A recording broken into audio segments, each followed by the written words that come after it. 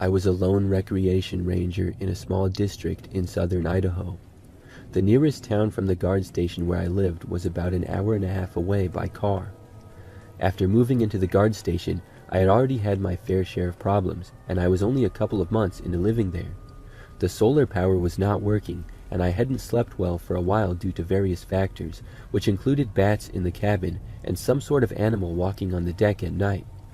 The woods there always had an eerie feeling to them, and I was new to the area, so it was uncomfortable for me.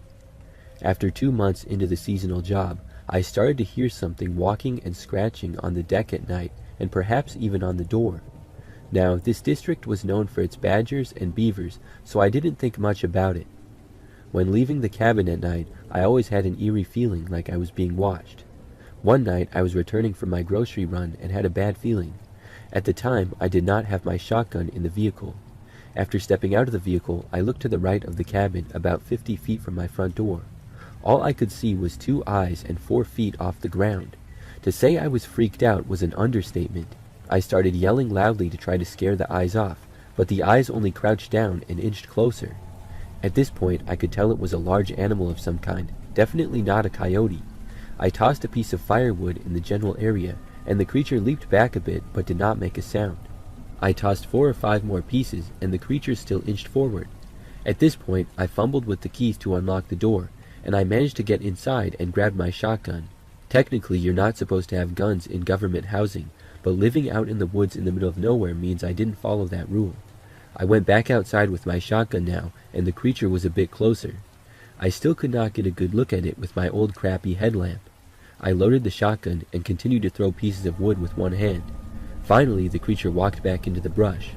That night, I slept with my shotgun just in case. In the morning, a trail crew came up, and we found mountain lion tracks all over the porch, rocking bench, and compound leading back to the creek. After that event, I always heard the rocking chair move and someone or something walking on the porch, but never found any tracks after that point. Considering that it was always muddy in that area, it was weird not to find any tracks. I've been stalked by mountain lions before, and never had that eerie feeling like I did in those woods.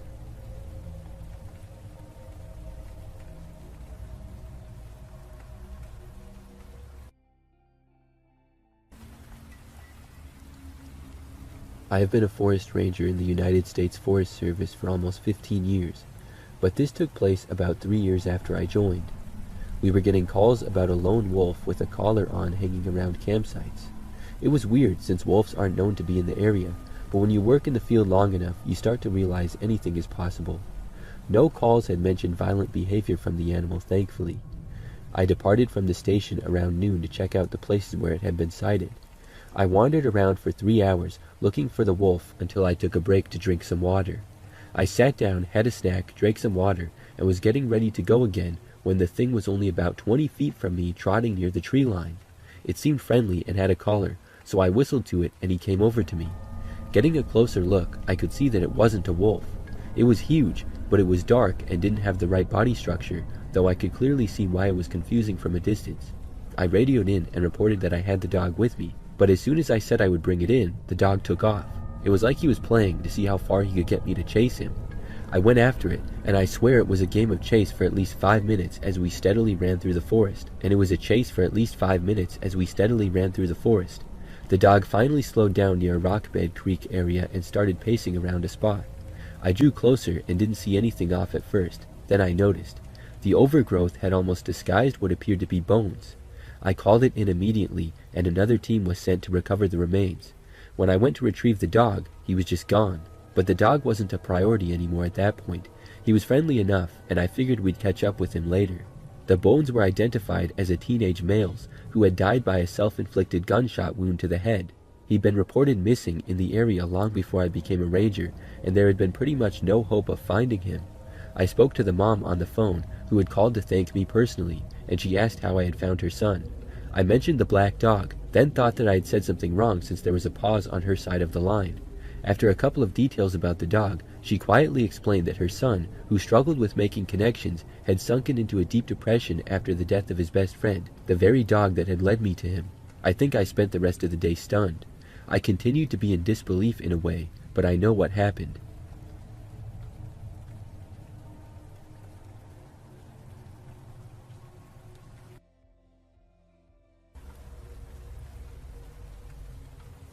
My cousin works with the Forest Service in the Montana and Wyoming area, and I decided to go there with her to literally test the waters. She does hydrology and has to ride out to the middle of nowhere to test streams and snow runoff to check the quality to see if there are contaminants.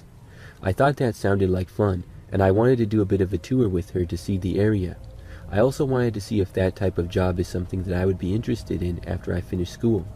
We were going camping out there for 2 nights, so we packed up all our gear in saddlebags on horses and started out. The first day and night was amazing. Beautiful scenery and amazing air quality. It really is so peaceful out there. I love that area and wish I got to go out there more often. Anyways, we started out on the second day and my cousin said, "You want to see something weird?" Of course, I said yes, so she led me on a bit of a side journey into this tiny little ravine.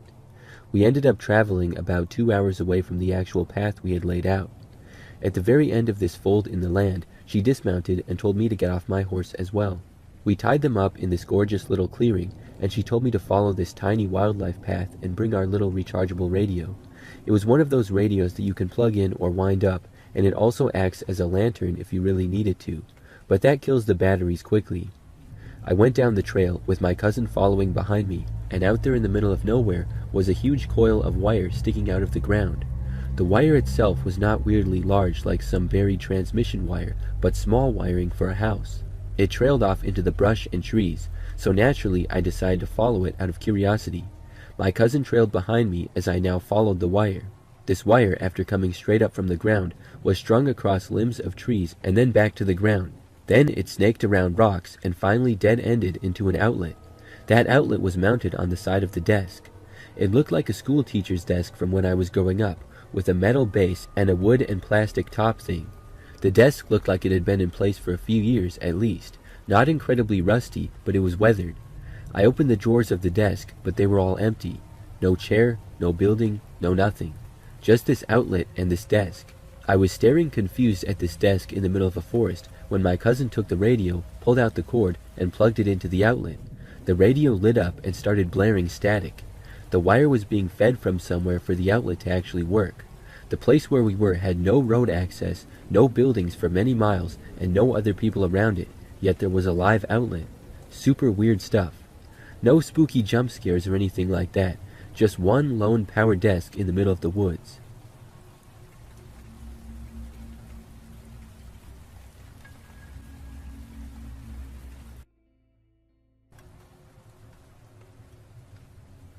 I have a friend who's a trail ranger, which is basically a ranger who can't get you in trouble. He told me about this time he was gathering illegally placed wildlife cameras and knocking down hunting stands, feeders, and blinds with another actual ranger. The other ranger said he was going to head back to base as it was a 1-hour ATV ride. He finished up the last one on his own when he heard voices. Keep in mind that this was far off the beaten path. He called out, but nobody replied. He figured the voices might be associated with the illegal hunting stands he had been taking down, and they didn't want to get caught, so they didn't respond. It was getting dark, so he started to head back, and he found that his ATV would not start. He then noticed that the battery was not connected anymore. He reconnected it and then started to drive, but it wasn't going fast. Less than a half-mile later, the whole thing died. He radioed back, basically saying, "Hey guys, I need someone to come pick me up." They told him that they would come and get him, but it would be an hour. He asked if the other guy had got back, and they said no, not yet. He settled down and started a small fire, but before long, he heard voices again. At this point now, it was dark out, and he was not happy about being stuck out in the woods. The voices sounded like an argument now, and someone was angrily yelling at somebody else who sounded more scared. He called out asking if anybody needed help. The voices didn't seem to care and didn't hear in the heat of the argument. He guessed they had been less than 1,000 feet away. He decided not to worry about it as his main priority currently was getting back home, and he wouldn't be much assistance currently anyways with a broken down ATV. He radioed again, and the other rangers back at base were having trouble finding out what path he might be down, and they hadn't left yet. He asked them to just get the other ranger he was working with earlier to tell them about where they had been working, because he left with the iPad that had a map on it of where they were. They said he still wasn't back yet though. 3 more minutes went by, and he heard voices start up again in the woods. He finally decided to just walk to them, because even if they were illegal hunters, maybe they would have a map and be able to help him get back. He walked in their direction, but the voices seemed to be getting further as he got closer. Finally, after 20 minutes, he gave up and walked back. As he got back to where he had started his fire, after relighting it, he got a radio from his coworkers that they found the other ranger who never made it back. He was found passed out in the woods, but they now had a general idea as they had the iPad map. Right after that conversation, his radio finally died. Then the voices came back also. Bored out of his mind while waiting to be picked up, he decided to listen to what they were arguing about. He was picking up phrases like, "Well, it wasn't yours to take," and "you knew better," and so on. His guess was two hunters were arguing over a kill.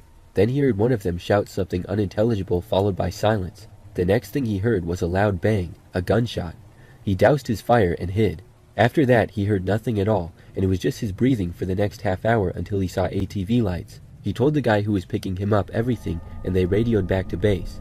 The Rangers had people looking for 3 hours and found nothing. They came back the next day with police and dogs. After about an hour, a shallow grave was found, and in it was a man who had actually been shot in the face. The thing was, it was a skeleton, meaning it had been there for years already. So either the argument he heard had ended with a bang and both parties went home last night, or he heard the murder of someone from years ago.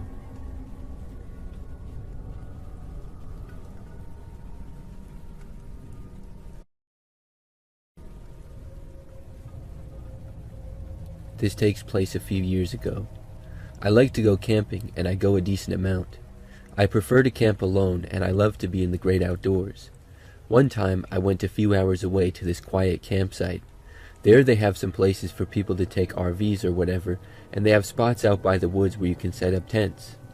The area will get visitors during the summer, but is generally still pretty quiet. So I got out there to do some camping and brought my tent and some supplies. I was happy to see that when I arrived there was nobody else there.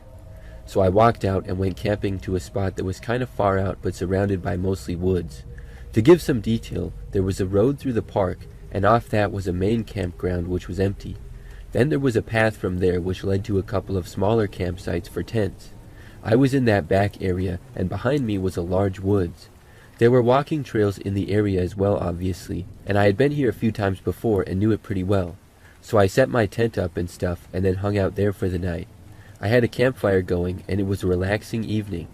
But the relaxation came to an end when after dark I heard something off behind me in the woods. It was strange because right away it didn't sound like an animal, it sounded like a person. But this was off the trail and in the middle of the woods, and I hadn't seen anybody else the whole time I was there. So this was really weird. I sat up and listened close to see who it could be. The footsteps got closer, but I was not able to tell exactly where they were, as they were not in my sight at all. I watched the area but saw nothing. The footsteps seemed to get probably within about 20 feet of the tree line, but that was still out of my view as the woods were very thick. It was pretty dark out that night as well, and the light from my fire was not helping me see over there. For a second, I expected them to come out of the woods, whoever they were, but then they walked away in another direction. Soon, though, they reached an area close to the tree line, but at another angle.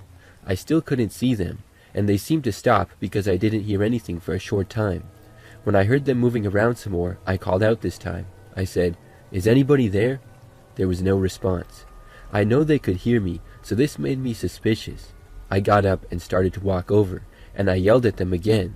I asked who was out there, but now I heard them quickly moving away.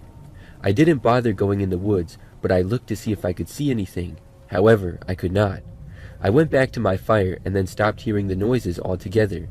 Whoever was out there had left. A short time later, I got up and walked through the campsite to the front and then went back. I was just looking to see if I was wrong and if anybody else was there. But no, I was the only person out camping that night, so it was really strange to hear somebody out in the woods, especially because they didn't respond to me. I returned to my spot and tried to forget about it. Over the next couple of hours, there were no noises or anything, until I heard the sound of a car driving up down the quiet campsite road. I couldn't see the road from where I was, but I heard the vehicle come to a stop and then a door open and close. Moments later, I heard footsteps approaching my area. Soon I looked over and saw a man. He was wearing a green shirt that said Ranger on it. I said hi, realizing this was the park ranger. He said hi to me and asked how I was doing. I told him good, and he said that he was just making his rounds. I told him about the noises that I had heard in the woods. He said that was odd, and then he looked around my site a little. He then looked in the woods a little bit as well. He didn't go that far in, just a couple of feet, and he asked me about my camping trip. We chatted for a short time, and then he said he would let me be, and he walked away. A short time later, I heard him drive off. I felt a little safer now knowing that there was a ranger patrolling the area. After some more time by the fire, I called it a night. I put the fire out and then got settled into my sleeping bag inside my tent. It was a pretty small tent, but I didn't need much. I laid there and then tried to fall asleep. Now, normally I fell asleep pretty easy out there. Like I said, I've been camping many times before, so I have a lot of experience sleeping in sleeping bags and tents. But I had trouble falling asleep at first on this night. Then I heard that sound from the woods again. Someone was out there. I heard footsteps walking through the woods, and they were still kind of far away, but were getting closer. Now, keep in mind, it was very quiet, so I could hear them really well. I just said to myself, no, I'm not dealing with this. I instantly got up, took my phone, wallet, keys, and my backpack, and just left the tent. I was feeling actually kind of scared now about this. I just ran away from my tent, leaving many of my things there, and just ran through the campsite. I didn't stop and went all the way to my car that was parked by itself in the lot. No one else was in sight. It only took me probably a minute or so to run to my car, as it really wasn't that far away. After getting in my car, I caught my breath, calmed down, and now felt much safer. I could drive away if I wanted to, but I didn't do that just yet. I calmed down and then was trying to think of the best thing to do. Should I leave and come back in the morning to get my stuff, or try to get it now? There was no way I was sleeping in that tent tonight. I sat there for a few minutes in my car. The engine was not started and the lights were off, so I was just sitting in it. As I was doing so, out of nowhere, I saw someone come into view. It was the same guy who I had seen earlier, the forest ranger, except he was not wearing his ranger uniform. He was wearing different clothes, regular clothes, and he was walking and looking around. He was coming from the direction of my campsite. After walking quickly, he looked over at my car and noticed me. He then turned and quickly walked away behind some trees. I realized that maybe this was the person who I had heard in the woods. His behavior seemed really suspicious, and maybe he wasn't a forest ranger at all. Soon after, I heard a car door closing off in the distance, and then a car driving away. At that point, I decided to get out. I quickly ran back to my camp, packed up all my stuff, then went back to my car and left. I went home and haven't returned to that campsite since. I think he was a fake forest ranger. I'm not sure what his intentions were creeping around in the woods like that, but I know that he certainly creeped me out.